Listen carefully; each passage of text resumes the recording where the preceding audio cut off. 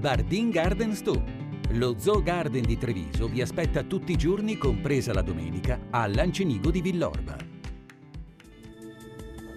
Bentrovati al Meteo. Weekend all'insegna dei consueti temporali pomeridiani in montagna. Insomma, il mese di settembre si apre senza grandi cambiamenti. Vediamo la situazione nel dettaglio. Sul Veneto ampio soleggiamento ovunque al mattino, di pomeriggio invece le zone dei rilievi saranno soggette alla formazione di rovesci e temporali, a tratti anche forti, in locale sconfinamento alle pianure. Temperature sostanzialmente stazionarie, minime tra 19 e 25 gradi, valori massimi tra i 29 e i 32 gradi circa.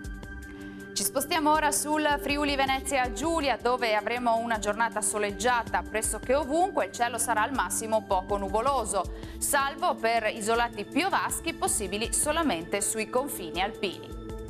Temperature minime tra 21 e 24 gradi, massime oscillanti tra i 28 e i 33 gradi. Bel tempo sul Trentino Alto Adige, quantomeno al mattino, ma peggiorerà col passare delle ore con l'arrivo di qualche pioggia. Temperature minime tra 15 e 17 gradi. Le massime invece si attesteranno intorno ai 29 gradi. Bene, dal meteo di Antenna 3 per ora è tutto. Arrivederci al prossimo aggiornamento.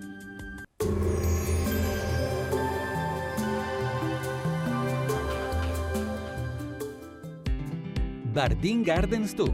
Lo Zoo Garden di Treviso vi aspetta tutti i giorni, compresa la domenica, a Lancenigo di Villorba.